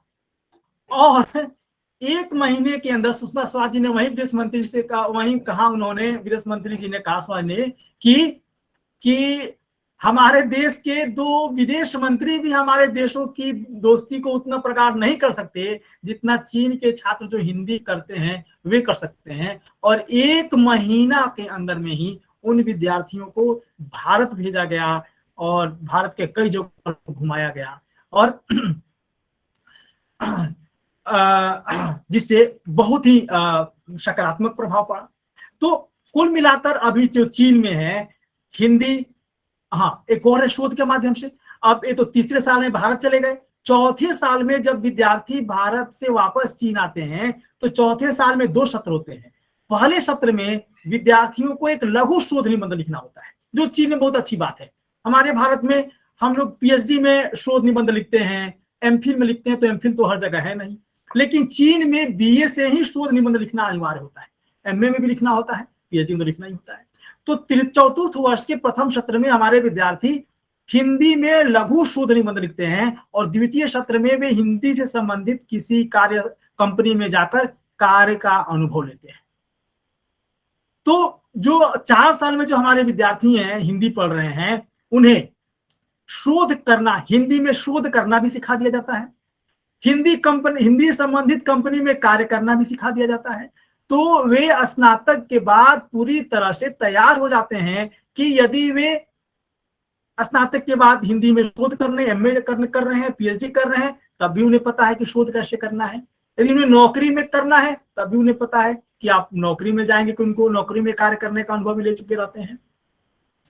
और अभी प्रत्येक वर्ष चीन में लगभग 400 से 500 शोध पत्र विश्वविद्यालय स्तर पर लिखे जा रहे हैं और लगभग 500 से अधिक शोध निबंध चीन के हिंदी विद्वानों द्वारा प्रतिवर्ष चीन और भारत में प्रकाशित कराए जा रहे हैं।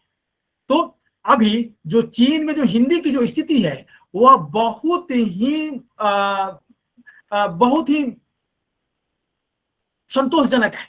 और अभी ऐसी आशा की जा रही है, अभी कहा भी जा रहा है चीन में कि 2025 तक चीन के 25 विश्वविद्यालयों में हिंदी भाषा की पढ़ाई शुरू हो जाएगी।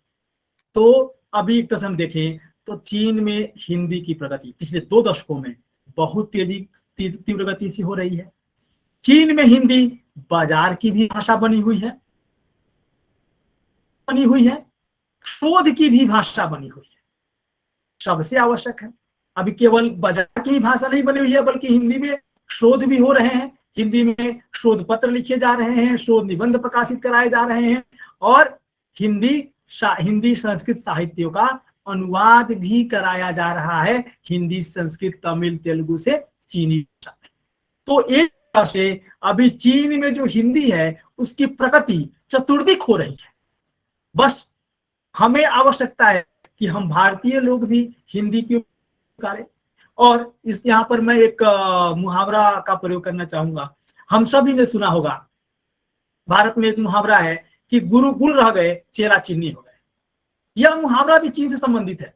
हमारे भारत में बहुत उच्च स्तर का गुड़ होता था, तो यह हमारा जब 7वीं शताब्दी में गुड़ हमारा भारत से चीन पहुंचता है, चीनी सम्राट को बहुत अच्छा लगा, तो वे अपने दूत को मगध भेजते हैं गुड़ लेने के लिए, गुड़ बनाने की कला सीखने के लिए।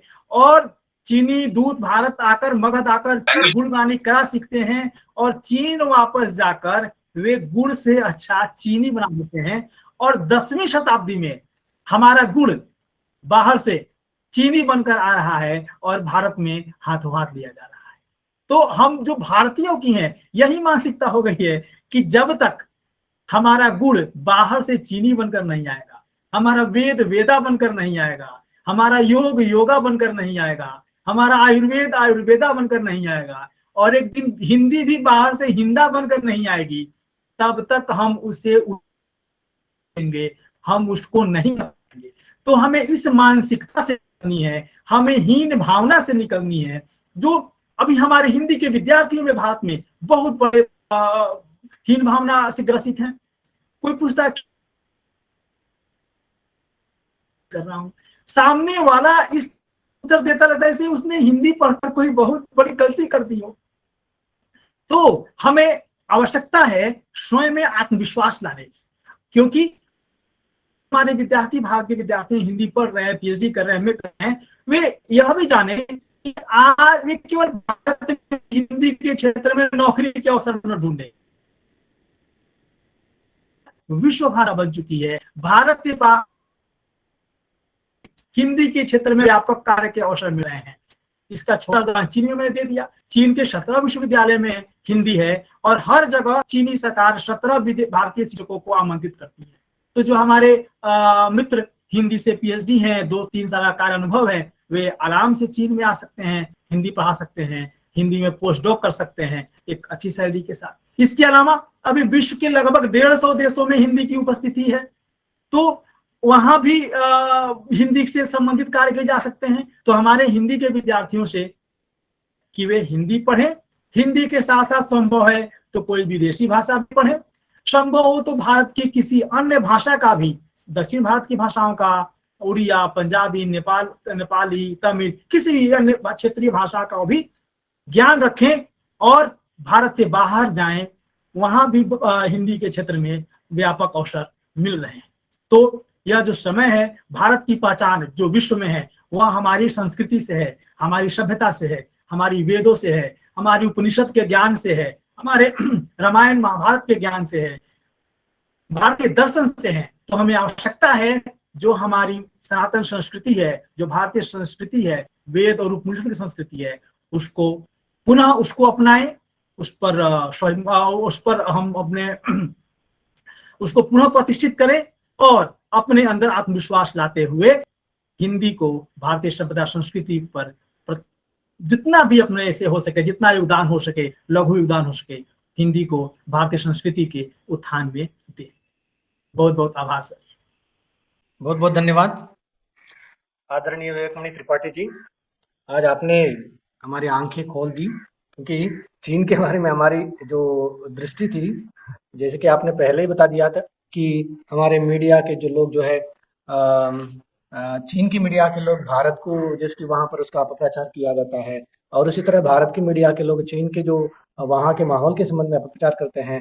तो यह आपने जो बता दिया है। फिर भी जैसे कि भारत में, मतलब चीन में हिंदी भाषा एवं साहित्य की जो स्थिति जिस प्रकार की है, आपने अलग अलग कालखंडों को लेकर के हिंदी वहां पर किस तरह जो विकसित हुई, और सब जगहों में जैसे अलग अलग क्षेत्रों में हिंदी का माहौल देखा जाता है, जैसे कि मीडिया के क्षेत्र में हो, साहित्य क्षेत्र में हो, पठन पाठन के क्षेत्र में हो, और बाजार के क्षेत्र में हो, इस प्रकार सब जगहों पर हिंदी का माहौल जिस प्रकार जो अच्छा है उसका आपने बहुत ही, क्योंकि हम यहाँ बैठ करके हम उस वहाँ के माहौल को पढ़ सकते हैं, मगर आप वहीं रह करके हमें यह विश्वास दिलाया कि चीन में किस तरह का माहौल है हिंदी के लिए, वह भी सकारात्मक है। उसके बारे में आपने बहुत ही, क्योंकि गंगा कावेरी व्याख्यान माला में यह पहला अवसर है चीन से किसी विद्वान को जुड़ करके वहाँ के माहौल को सुना जाए। आपको बहुत ही क्या है, हृदय से आभार प्रकट करता हूँ और आपको धन्यवाद देता हूँ। आपने अत्यंत महत्वपूर्ण व्याख्यान, मतलब विषय व्याख्यान ही है, जानकारी हमारे सामने आपने प्रस्तुत की है। आपको बहुत बहुत धन्यवाद। हमारे गंगा कावेरी व्याख्यान मंडल के आयोजन मंडल की ओर से आपको मैं धन्यवाद देता हूँ। बहुत बहुत धन्यवाद। और इसके साथ जो इस व्याख्यान में जितने भी जो मित्र साथी हमारे साथ जुड़े हुए हैं उनसे निवेदन है, आज का व्याख्यान का विषय रहा चीन में हिंदी भाषा एवं साहित्य की परिस्थिति। यह आज का विषय है। इस विषय से संबंधित आप अपना क्या है विचार या जिज्ञासा, कोई भी प्रश्न आप अपना प्रश्न पूछना चाहते हैं, आपका स्वागत है। जी विवेक मन जी, प्रश्न है मेरा, एक जिज्ञासा है जी। आपने फिल्मों के बारे में बताया कि चीन में हिंदी फिल्में खूब देखी जाती हैं, और उसमें आपने बताया कि किस तरह से हिंदी फिल्मों ने वहां से कमाई की है, अलग अलग उसका आपने विवरण दिया। तो क्या वो डबिंग में वहां पर देखते हैं लोग, या जो है हिंदी फिल्में ही यथावत रूप में देखते हैं? जी, हिंदी फिल्में यथावत रूप में चलाई जाती हैं, बस स्क्रीन पर चीनी सबटाइटल आता है जी, डबिंग नहीं किया जाता है। और सब चीनी हिंदी धारावाहिक तो हिंदी फिल्मों से ज्यादा लोकप्रिय है जी जी। और विशेषकर जो हमारे पौराणिक धारावाहिक हैं, महाभारत, रामायण, देव के देव महादेव, बुद्ध, इन सबका चीनी में अनुवाद हो चुका है, चीनी सबटाइटल, डबिंग नहीं। फिल्मों से ज्यादा बड़ा बाजार तो हिंदी धारावाहिकों का है।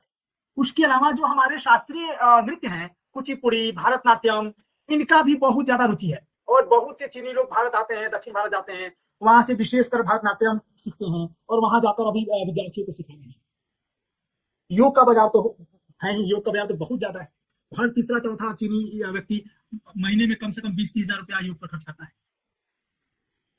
जिसे हम छोड़ दे रहे हैं अपनी भारतीय संस्कृति को, वहीं वहां जाकर हमारी पहचान बन रही है। हम भारत चीन में मेट्रो में घूमते हैं, बाहर घूमते हैं, कोई पूछता है वो कहाँ से हो, तो भारत, तुमका पहला मुंह से यही निकलता है भारत से है। ओ, योग, आयुर्वेद, बुद्ध, हिंदी फिल्में, और हम इन सबको छोड़ दे रहे हैं।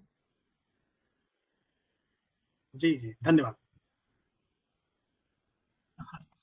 धन्यवाद तिवारी जी। और कोई मित्र उपासी जी कुछ पूछना चाहते हैं? सर नमस्ते। नमस्ते नमस्ते, बोलिए। सर मैं अतिथि महोदय से ये जानना चाहूंगा, ये थोड़ा विषय से हट कर है, मात्र आप चीन में हिंदी के प्रति उन्होंने बहुत ही बढ़िया व्याख्यान दिया, उसकी जानकारी दी, सबसे पहले उसके लिए साधुवाद। मैं ये जानना चाहूंगा कि सर चीन में भाषाओं की स्थिति कैसी है, और राष्ट्रीय भाषा को लेकर कानूनन किस तरह का वहां पे पालन किया जाता है? जी, वहां चीन में 56 जनजाति के लोग हैं, जो जिसमें सबसे ज्यादा करीब 94% हान जाति के लोग हैं, और हान जाति से ही हानयू बना। हानयू का मतलब होता है हान जाति की भाषा, जिन्हें हम चीनी कहते हैं। और हम लोग आप सर ये भी सुनेंगे मंदारिन चीनी, और यह सब जो मंदारिन शब्द है यह संस्कृत से आया है। अभी जो पूरे विश्व के लोग जो चाइना चाइना शब्द बोलते हैं, यह अभी संस्कृत से निकला है। चीन के जो राजा थे छिन, तो छिन शब्द चीन से भारत में आया, हमने उन्हें चीना कहा, और यह चीना अरब होते हुए, पुर्तगाल होते हुए यूरोप में गया और चाइना हो गया। वहां पे जब चीन के लोग भारत में आए, तो यहाँ पे बोला कि आप किस भाषा में बात कर रहे हैं, तो हम वहां पे एक मंत्री आए थे, तो यहाँ पे मंत्री शब्द बना, मंत्री की भाषा। मंत्री से मंत्रिम बना, और मंत्रिम से मंदारिन बन गया। ये दोनों शब्द हमारे संस्कृत से आए। तो जो वहां पे तो 56 जनजाति के लोग हैं, और सबकी अपनी अपनी भाषाएं हैं। लेकिन इसमें अच्छी बात यह है कि पूरे चीन में शिक्षा का माध्यम केवल चीनी भाषा है। आप जो अन्य भाषाएं हैं वे बोली के रूप में, वे भाषा के रूप में नहीं है। तो भाषा चीन में केवल एक ही है, और वह है मंदारिन चीनी भाषा। बाकी अन्य भाषाएं जो है वे अन्य बोली के रूप में है, बोली जाती हैं, कोई समस्या नहीं है। और भाषा को लेकर चीनी लोगों में बहुत ही ज्यादा आत्मविश्वास है। इसका मैं उदाहरण दूंगा। मैं चीन एक हुआ था, मैं 14-15 में गुजरात विश्वविद्यालय में चीनी भाषा पढ़ा रहा था। तो वहां पर एक बिजनेस समिट हुआ था, वाइब्रेंट गुजरात, जिसमें चीन से कुछ व्यापारी लोग आए, मुझे बुलाया अनुवाद करने के लिए। उन्हें अच्छी अंग्रेजी आती है चीनी लोगों को, फिर भी वे अंग्रेजी नहीं बोलते हैं। वे चीनी बोलते हैं और चीनी अनुवादक की। तो सबसे बड़ी बात जो चीन में दिखती है वह है चीनी लोगों की अपनी भाषा के प्रति प्रेम। तो अभी पूरे चीन में एक शिक्षा नीति है, पूरे चीन में एक ही पाठ्यक्रम है, एक भाषा है। विश्वविद्यालय में अभी जो हमारे भारत में अब होने जा रहा है CUCET की परीक्षा, 42 केंद्रीय विश्वविद्यालयों की एक परीक्षा के माध्यम से नामांकन होगा। चीन में करीब 2000 विश्वविद्यालय हैं और सभी विश्वविद्यालयों का एक साथ एक ही परीक्षा होता है। तो शिक्षा के मामले में पाठ्यक्रम के एक भाषा के क्षेत्र में, एक पाठ्यक्रम के क्षेत्र में चीन में स्थिति बहुत ही अच्छी है और यह सीखने लायक है। भारत में भी ऐसी होनी चाहिए, विद्यार्थियों का श्रम बचेगा। एक जानकारी चाहिए थी मुझे कि जैसे भारत में 22 भाषाएं संविधान में मान्यता प्राप्त है, उस तरह मान्यता प्राप्त मात्र चीनी भाषा है या और कोई इसके साथ है? सर अब इसकी मैं निश्चित नहीं हूँ सर, देखना पड़ेगा। हाँ, संवैधानिक रूप से देखना पड़ेगा। Yes sir, thank you. माता सर, धन्यवाद उपासक जी। जी सर, थैंक यू। और कोई मित्र अपनी जिज्ञासा, क्योंकि हम चीन के बारे में ज्यादातर नकारात्मक जो विचार जो के माहौल में रहते हैं, इसीलिए आज का व्याख्यान जो है, जिसकी सकारात्मक व्याख्यान है, जिसकी चीन में भारत के लिए और भारतीय भाषाओं के लिए, खासकर हिंदी के लिए बहुत ही अच्छा माहौल है। यह जो विचार जो है आज के व्याख्यान से स्पष्ट हुआ है। और भी कोई मित्र अपने विचार या जिज्ञासा, कोई प्रश्न पूछना चाहते हैं, आपका स्वागत है। आप अपना माइक ऑन करके पूछ सकते हैं। आज का विषय रहा चीन में हिंदी भाषा और साहित्य की स्थिति। इस विषय के संबंध में कोई भी कुछ पूछना चाहते हैं, आपका स्वागत है। मैं ही जो अपनी जिज्ञासा जो है, जैसे कि हम जानते हैं चीन में मीडिया के संबंध में या और कोई विषय जो हो, चीन में भारत में जिस तरह जो आज़ादी होती है, मतलब मीडिया की आज़ादी हो, पत्रिकाओं के लिए आज़ादी, सिनेमा में इस तरह की जिस प्रकार की आज़ादी होती है, उस तरह की आज़ादी वहाँ पर नहीं होती। वहाँ पर सब जगह, मतलब सब विषय के संबंध में संचार किया जाता है, इस तरह हमने सुना है। तो यह इसके बारे में थोड़ा सा जिसकी जी, वहाँ पर मतलब क्या कहें, अब इसे अनुशासन कहें या अंकुश कहें, दोनों कह सकते हैं। तो थोड़ा है, तो मैं इसे थोड़ा ठीक भी मानता हूँ, क्योंकि भारत में तो मीडिया कुछ भी बोल देती है, सीधे हमारे प्रधानमंत्री को गाली ही दे देती है। तो हमारे भारत में जो है सर, एक शब्द है हमारे हम भारत सरकार ने बता दे दी है सर। मैं इसका एक उदाहरण दूंगा हमारे विद्यार्थियों को कि हम पढ़ा रहे हैं, शिक्षा दे रहे हैं। जैसे चीन में सर क्या है, नैतिक शिक्षा अनिवार्य है। भारत में क्या है सर, नैतिक शिक्षा अनिवार्य नहीं है एक विषय के रूप में। और हमारे चीनी ने एक विद्वान ने पूछा कि तुम हिंदी भारत में नैतिक शिक्षा का पाठ्यक्रम दो, मैं उसका तुलनात्मक अध्ययन करना चाहती हूँ। मैंने कहा कि सर हमारे यहाँ अनिवार्य नहीं है मैम, हमारे यहाँ ठीक है वही विश्वविद्यालयों में। उन्हें बहुत आश्चर्य हुआ कि चीनी नैतिक शिक्षा का इतना ज्यादा प्रभाव है और आप लोगों के यहाँ यह अनिवार्य नहीं है। और इसका सर मैं लाभ दिखाऊंगा। चीन में हमारे यहाँ परीक्षा होती है, कितने हो बड़े कार्यक्रम हो जाते हैं, कहीं पुलिस नहीं दिखता है। और मैं भारत के बड़े विश्वविद्यालयों का, JNU हो, DU हो, BHU हो, MA का परीक्षा हो रहा है और गेट पर कम से कम 10 पुलिस तैनात है। तो क्या हम अपने विद्यार्थियों में इतनी नैतिकता नहीं पैदा कर पाए हैं कि वे आए एग्जाम देकर चले जाएं? उसके अलावा सर आप JNU की घटना देख लें, जहां पर भारत विरोधी नारे लगते हैं। तो मतलब अब कम से कम देश तोड़ने की आजादी तो नहीं मिलनी चाहिए ना, आजादी के नाम पे इतनी की क्या स्वतंत्रता मिल जाएगी आपको? तो हमारे भारत में अति स्वतंत्रता दे दी गई है, यहाँ पर उस पर थोड़ा अंकुश है। नहीं, बहुत ही सही कहा, बिल्कुल सही है। क्योंकि आजादी का मतलब जिसकी जो भी मुंह में आए, जो भी क्या है बोल दिया जाए, किसी के भी खिलाफ, जिसकी एक अनुशासन होना चाहिए। आजादी, हमारे घर में आजादी है तो माँ बाप को भी बोल दिया जाए, इस तरह की जो विषय, इस तरह का जो व्यवस्था होनी चाहिए। जिसकी नैतिक शिक्षा, तो उसके लिए अलग अलग रंग दिया जाता है, उसको अलग ढंग से सोचा जाता है, समझा जाता है। इस तरह का माहौल है। फिर भी आपको बहुत बहुत धन्यवाद। और कोई मित्र अपना विचार, कोई भी जिज्ञासा, कोई भी प्रश्न पूछना चाहते हैं, आपका स्वागत है। जी सर, आप सभी बुद्धिजीवियों को मेरा नमस्कार। मेरा नाम तुलसी छेत्री है और मैं असम से आप लोगों को सुन रही हूँ, भारत के सुदूर असम से। तो जैसे कि जितना मेरी मोटी बुद्धि को समझ में आया कि हिंदी भाषा और साहित्य चीन में अभी फलीभूत हो रहा है, बल्कि बहुत अच्छे स्तर पर हो रहा है। पर क्या जो हिंदी भाषा भाषी जो लोग हैं वहां पर बसते हैं, क्या उनके लिए क्या चीन सेफ है? आप लोग खुद वहां कैसा महसूस करते हैं? जी, इसका मैं एक छोटा सा उदाहरण दूंगा आपको। अब यूक्रेन में हमारे विद्यार्थी मेडिकल पढ़ने गए थे, बिल्कुल। ठीक है, हाँ, और आपने समाचार पढ़ा होगा कि पूर्व में आज से 10 साल पहले हमारे भारतीय विद्यार्थी ऑस्ट्रेलिया में, यूरोप में मेडिकल करने जाते थे और वहां पर नस्लीय हिंसा का शिकार होते थे। बिल्कुल। कई बार उनको उनके साथ गाली गलौज या मारपीट की जाती थी। आज चीन में 15,000 भारतीय विद्यार्थी हैं केवल मेडिकल करने वाले, तो अपने स्वयं के खर्चे से भारत से चीन गए हैं। और आज तक आपने नहीं सुना होगा कि चीन में किसी भारतीय विद्यार्थी को नस्लीय आधार पर, क्षेत्रीय आधार पर, जाति के आधार पर मारा या पीटा गया। तो अभी जो मेरा जो शहर में जिसमें मैं बताया था, क्वांगजू शहर में 10,000 से ज्यादा भारतीय लोग रहते हैं और अच्छी स्थिति में है। इधर उसमें से व्यापारी लोग हैं, लेकिन आपने नहीं सुना होगा कुछ भी कि वहां पे भारतीयों को कुछ किया गया। तो भारतीयों के लिए या सभी के लिए चीन बहुत सुरक्षित है। आप देखें ना, आप पिछले 10 साल में, 20 साल में मोदी जी के आने के बाद तो कम हो गया भारत में, नहीं तो भारत में भी हर साल कहीं ना कहीं बम विस्फोट की खबरें आ ही जाती थी। आप 20 साल का न्यूज़पेपर उठाकर देख लीजिए, चीन में एक भी आतंकवादी हमला नहीं हुआ है। तो वहां पे सुरक्षा व्यवस्था, कानून व्यवस्था बहुत अच्छी है, और जब तक आप कानून का उल्लंघन नहीं करते हैं, आपको परेशान नहीं किया जाएगा। जी सर, साधुवाद सर, आपके जवाब से मैं संतुष्ट हुई। धन्यवाद सर। धन्यवाद मैडम, धन्यवाद। आपकी बात सुनकर हमें लग रहा है कि हम भी चीन की ओर रवाना हो जाए। नहीं सर, आप लोग आए, जैसा हम लोग देखते हैं चीन वैसा नहीं है।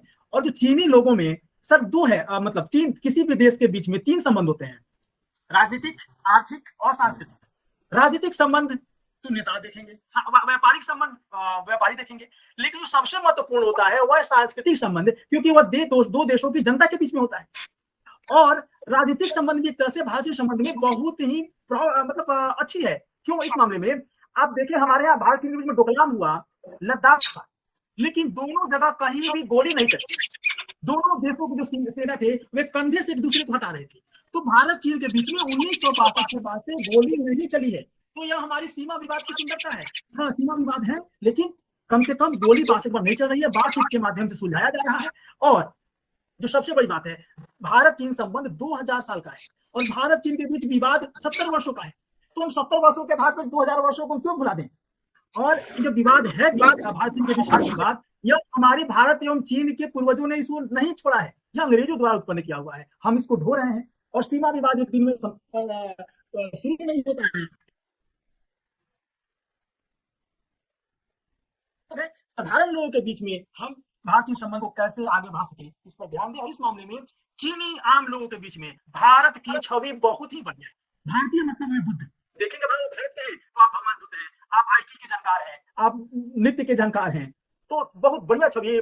मन प्रसन्न होता है जब पहली बार किसी चीनी को मिलते हैं और वो भारत का नाम सुनते ही बोलता है कि वो भारत से है, तो आपको नृत्य आती होगी, आप अहिंसा के पुजारी हैं, आपको आईटी के जानकार होंगे, तो बहुत सुखद अनुभूति होती है। इसलिए चीन में समान जनता के बीच में भारत की छवि बहुत ही अच्छी। बहुत ही अच्छा विषय। और कोई मित्र अपना विचार या जैसे कि जो कुछ भी जिज्ञासा, जिसकी संवाद से ही अपने जो मन की जो शंकाएं दूर हो सकती है, कोई मित्र कुछ पूछना चाहते हैं तो आपका स्वागत है।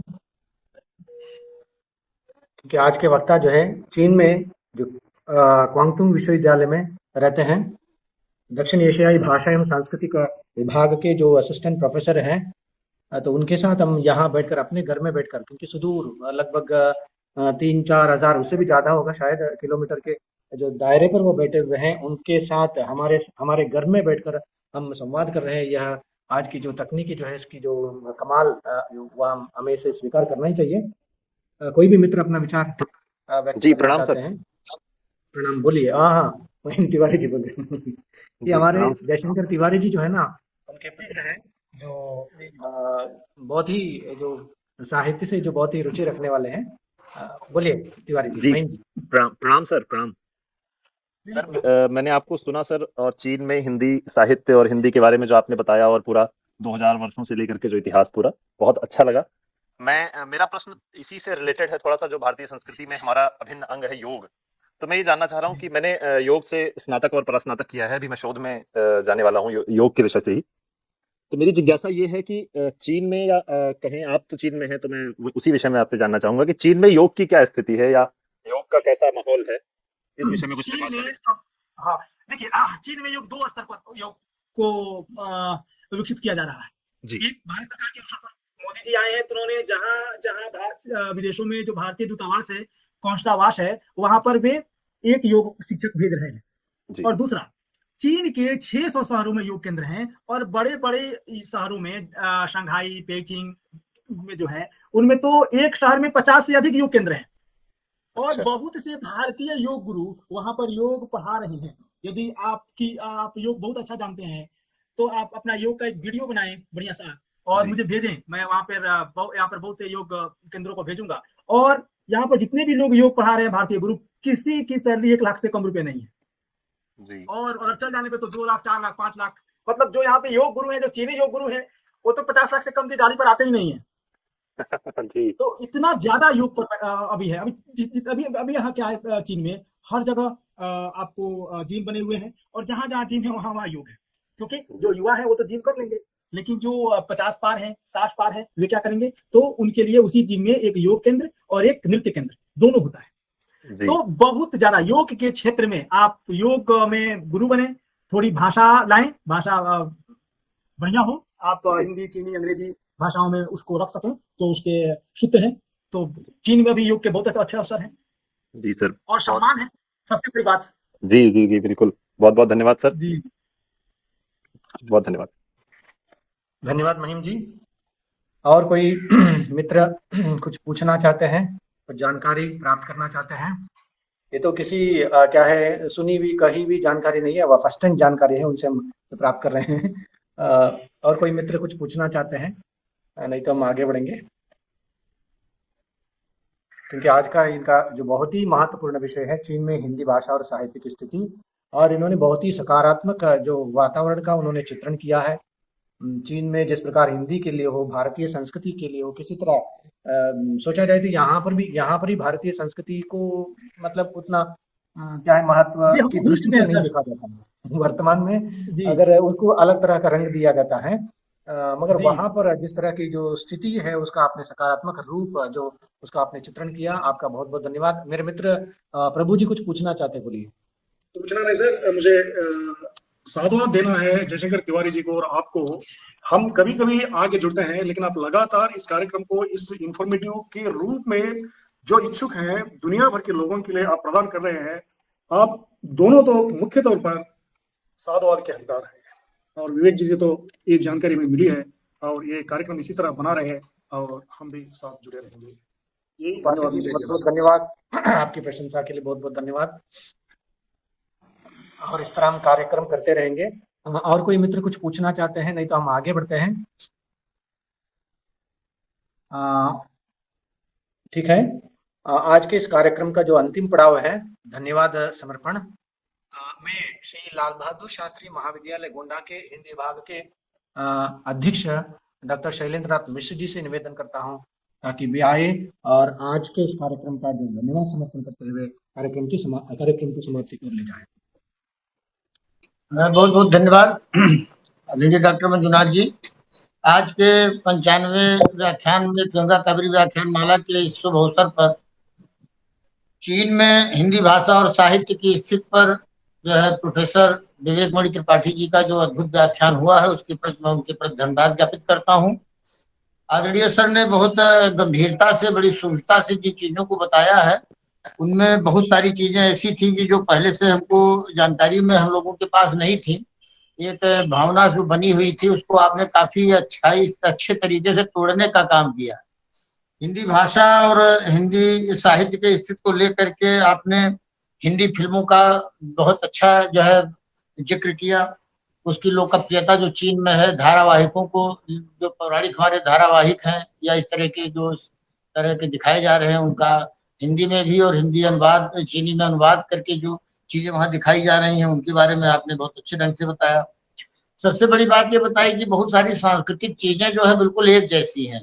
जैसे हमारे यहाँ अपने पूर्वजों के लिए प्रतिपक्ष की जो परिकल्पना की गई है और उसको आज भी गांव का जो अनपढ़ आदमी है और पढ़ा लिखा दोनों एक तरीके से पालन करते हैं। पूरे देश में जो है एक सांस्कृतिक प्रवाह है इस चीज को लेकर के, वो चीन में भी आपने उसको रेखांकित किया है। और बड़ी अच्छी बात है कि वहां पर भी पीढ़ी दर पीढ़ी या संयुक्त परिवार की भावनाओं को बड़ी महत्ता दी जाती है।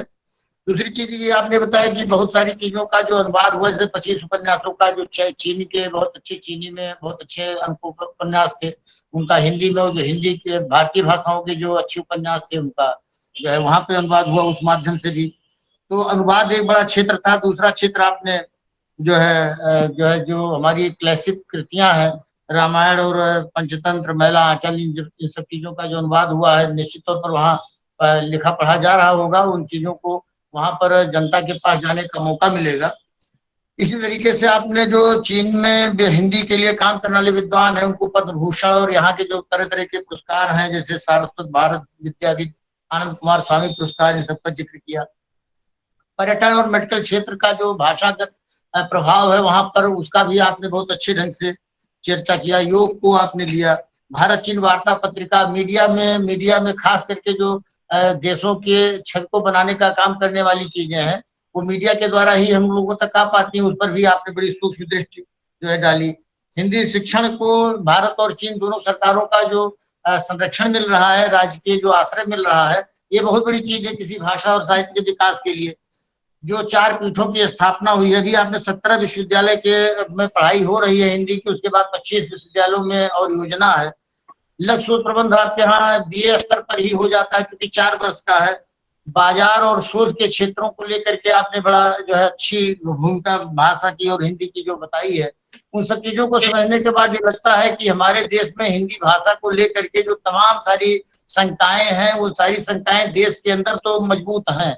वहां तो माना जा सकता है कि भारत में हिंदी को राष्ट्रभाषा की स्थिति मिलने में बड़ी कठिनाइयां हैं, लेकिन विश्व भाषा हिंदी बनने में आपके इस व्याख्यान से हम लोग बिल्कुल आश्वस्त हैं और प्रमुदित हैं कि हिंदी की एक ऐसी स्थिति है कि जो अपने देश में तो उपेक्षित रह सकती है, लेकिन विदेशों में उपेक्षित नहीं रह पाएगी, क्योंकि दुनिया अब एक गांव में जब बदल रही है और तकनीक के क्षेत्र के द्वारा आप वहां से बैठ करके, और हम लोगों को पूरे देश में क्या पूरी दुनिया में आपको देखा और सुना जा रहा है। ये हमारी अपनी कमी है कि हम पूरा समय नहीं दे पाते हैं इन क्षेत्रों में। लेकिन जो गंगा कावेरी व्याख्यान माला की शुरुआत उत्तर और दक्षिण मिला करके भारत के अंदर की गई है, उसका जो प्रचार प्रसार है वो अब वैश्विक हो चुका है। और मुझे लगता है कि हिंदी भाषा को लेकर के भी गंगा कावेरी व्याख्यान माला का बहुत बड़ा योगदान माना जाएगा आगामी समय में, कि इसने भी जो है कुछ ऐसा जरूर किया कि विभिन्न आयामों को, जो भाषा को लेकर के और साहित्य को लेकर के थोड़ी सी रचनात्मकता की स्थिति पे जो है प्रकाश और पड़ना चाहिए था, कि वहां पे जो मूल लेखन है साहित्य में, रचनात्मक लेखन, उनकी क्या परिस्थिति है, क्या स्थिति है। क्या जो है जो चीनी लोग हिंदी भाषा के जानकार हैं, वो कविता, कहानी, नाटक, निबंध जो हमारे तमाम विधाएं हैं, उनमें क्या मौलिक रूप से भी कुछ काम कर पा रहे हैं कि नहीं कर पा रहे हैं। भाषा की जानकारी होगी, आगे बढ़ेगी, निश्चित तौर पर उसमें रचनात्मकता भी आएगी। तो इन सारी चीजों को एक साथ आपने यहाँ पर रखने का जो उपक्रम किया, मैं इस आभासी मंच पर उपस्थित समस्त विद्वानों की ओर से, समस्त शोधार्थियों की ओर से, और दोनों उपक्रमों, दोनों संस्थानों के प्राचार्यों और अपने इस गंगा कावेरी व्याख्यान माला के आयोजकों डॉक्टर जयशंकर तिवारी और डॉक्टर मंजुनाथ जी के प्रति धन्यवाद ज्ञापित करता हूँ कि उन्होंने मुझे जो है आभार प्रदर्शन का मौका दिया, धन्यवाद ज्ञापन का अवसर दिया। इन्हीं शब्दों के साथ मैं आपके इस व्याख्यान के प्रति साधुवाद और कृतज्ञता ज्ञापित करता हूँ, आभार व्यक्त करता हूँ। बहुत बहुत धन्यवाद त्रिपाठी। धन्यवाद सर, आपको भी बहुत बहुत धन्यवाद। आपके इस धन्यवाद ज्ञापन के लिए आपको बहुत बहुत धन्यवाद। और अभी इस जो गंगा कावेरी व्याख्यान माला की जो 95 व्याख्यान जो है व्याख्यान समाप्ति की ओर जो अग्रसर हैं, इस कार्यक्रम में जितने भी साथी जुड़े हुए हैं उन सभी का मैं हृदय से आभार प्रकट करता हूं। और इसके साथ तिवारी जी कुछ कोई सूचना? जी ठीक है, और इसी के साथ मैं भी आदरणीय विवेकमणि त्रिपाठी जी के प्रति बहुत बहुत कृतज्ञता व्यक्त करता हूं, और समस्त सुधीजनों, विद्वानों और प्राध्यापक बंधुओं सबके प्रति समवेत रूप से आभार व्यक्त करता हूं। बहुत बहुत धन्यवाद। बहुत बहुत धन्यवाद। और इसके साथ ही कार्यक्रम की समाप्ति की घोषणा करता हूं। सभी को धन्यवाद।